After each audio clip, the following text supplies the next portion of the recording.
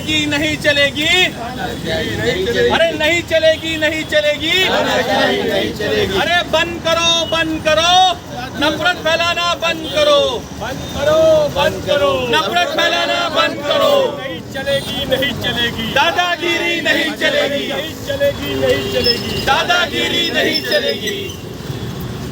बंद करो, नफरत फैलाना बंद करो, बंद करो, नफरत फैलाना बंद करो। मुफ्ती अफसर साहब, आप यहाँ मुमरा चौकी में एसीपी साहब को आपने पत्र व्यवहार किया है, क्या पत्र व्यवहार था, ये क्या जानकारी देंगे आप?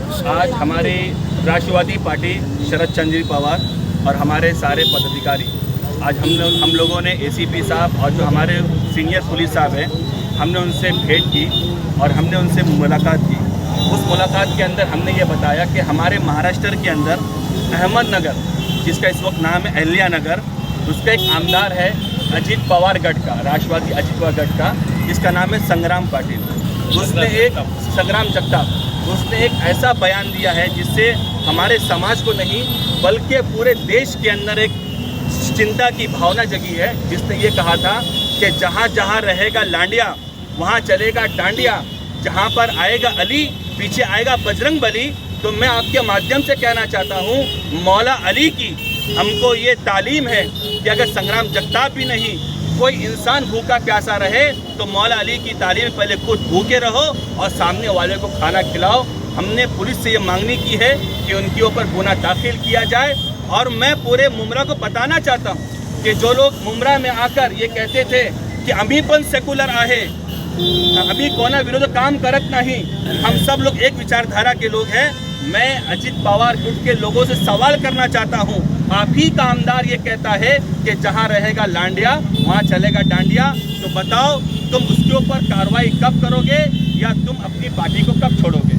यहाँ तक कि नहीं, मैं आप मीडिया के सामने कहना चाहता हूँ, खुद उन्हीं का आमदार मालेगांव का आसिफ शेख, उसके ऊपर संग्राम कहता है कि जिसको फ़लस्तीन से मोहब्बत है हम उसको फ़लस्तीन भेज देंगे।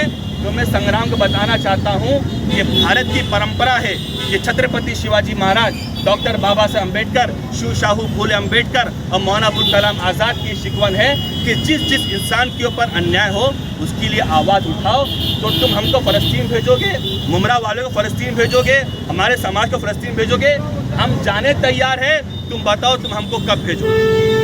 हम इस माध्यम से हमने उनके ऊपर गुना दाखिल किया है और हमको पूरी आशा है, पूरी हमको ऐसी उम्मीद है कि ये अपने भड़काऊ भाषण से बाज आएंगे और सरकार उनके ऊपर कड़क एक्शन लेगी।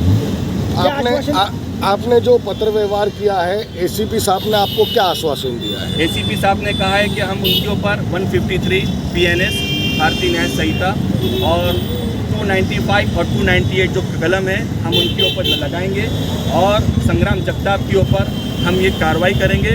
और मुझे पूरी उम्मीद है कि जो हमारे देश को जो लोग हिंदू मुसलमान कह रहे हैं, हमारी पार्टी की तो एक विचारधारा है कि ना हिंदू बुरा है ना मुसलमान बुरा है, जो इन दोनों को आपस में लड़वाए वो इंसान बुरा है।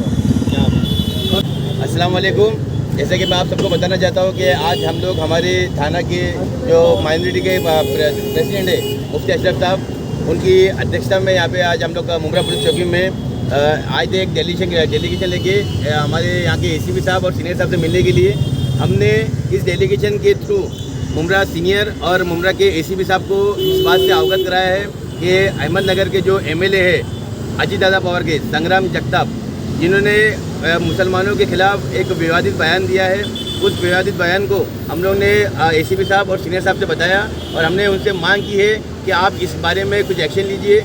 एसीपी साहब ने हमको आश्वासित किया है कि हमेशा से मुमरा पुलिस ने ऐसे सब मामलों पे सख्त से सख्त कदम उठाया है और उस पर एक्शन लिया है।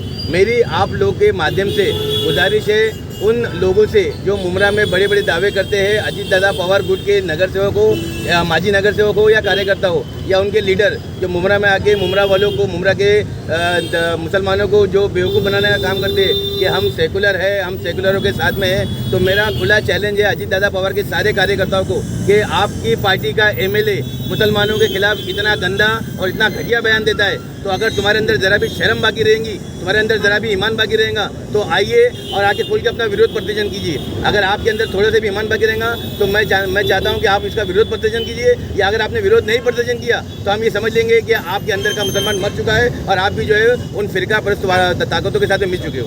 जावेद भाई, नीतीश राणे ने भी ऐसा बयान दिया है, उस पर कार्रवाई नहीं वो तो है। अरे जो बीजेपी तो हमारी खुली दुश्मन है, और ये जो लोग बोलते हैं ना कि हम लोग सेकुलर है, ये जो बीजेपी का साथ दे रहे हैं, इनसे भी मेरी डिमांड है कि आप भी खुल के आइए।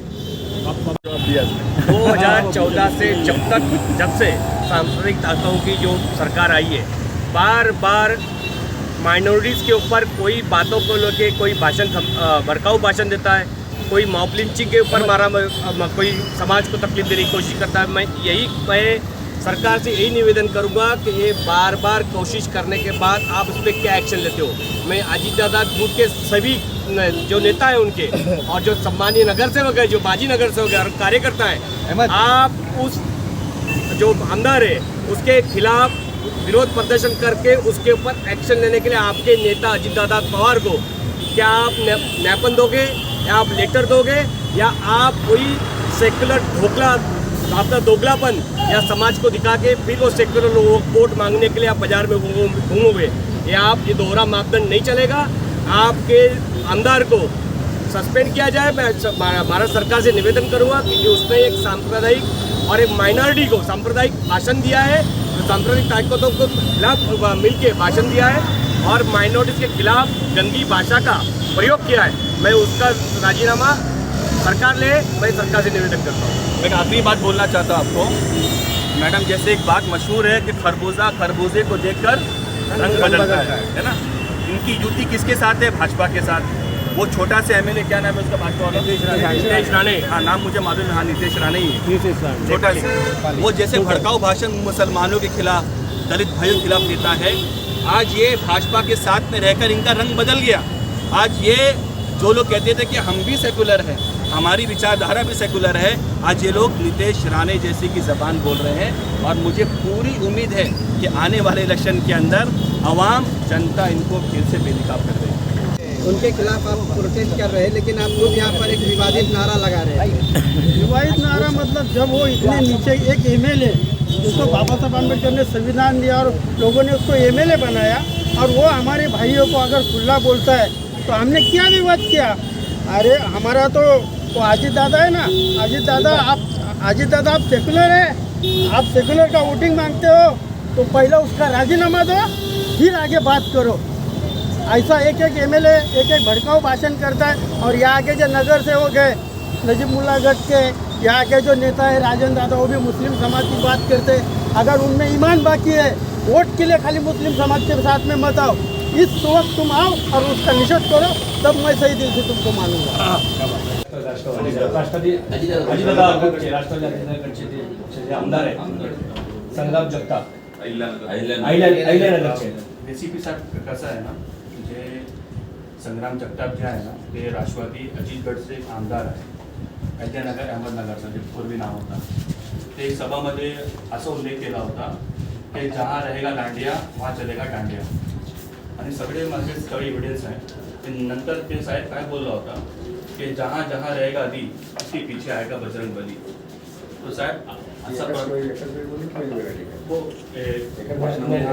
एका भाषेमध्ये तो बोलते आहे, आणि ते सगळे जे यूट्यूबचं लिंक आहे ना, सगळे मी एव्हिडन्स मी दिलं मी त्याच्यावर। आणि साहेब कसा ना कसा प्रकार जर तुम्ही माझ्या समाजावर आणि कोणा असू द्या, जर तुम्ही असं टिप्पणी करणार हे आपल्या पक्षासाठी साहेब योग्य नाही। आणि आमचे पक्षाचे सारे पदाधिकारी सगळे लोक आहेत, त्यांची विनंती आहे कि साहब तुम्हें ये दखल घ्या। हो सर, इसके ऊपर सब दखल दीजिए और इसके ऊपर आप कार्रवाई कीजिए, गुना दाखिल कीजिए। बस आप हमारे समाज को ये बार बार मैसेज जा रहा है कि कोई भी आता है कई माहौल खराब कर देता है, और जहाँ पर रहेगा अली पीछे आएगा बजरंग बली, चलेगा आएगा डांडिया चलेगा डांडिया। तो साहब इससे हमारे समाज में बहुत गलत मैसेज जा रहा है। हम साहब की उम्मीद ये लेकर आए, ये पिक्चर लेकर आपके पास आए कि आप साहब इसके ऊपर कार्रवाई करेंगे ताकि एक अच्छा संदेश जाए। हमारे सीनियर साहब हमेशा करते हैं कार्रवाई, हम सब फिर से आपके पास आए ताकि हमको जस्टिस मिले, हमको इंसाफ मिले साहब। ये हमारी विनती आपसे। और आपको ये भी जानकारी होगी जब भी ऐसा मसला हुआ है महाराष्ट्र में, बम्बई में, महाराष्ट्र में, पुलिस ने हमेशा उसका किया है।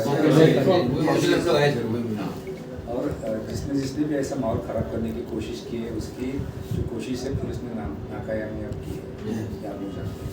तो आपका पुलिस के ऊपर भरोसा है, ऐसा समझते हैं? भरोसा। तो हम लोग आपकी जो भावना है सही जगह पे सही जगह पहुँचाएंगे, और जो आपको ये है आपको इसका जिम्मेदारी दिया जाएगा।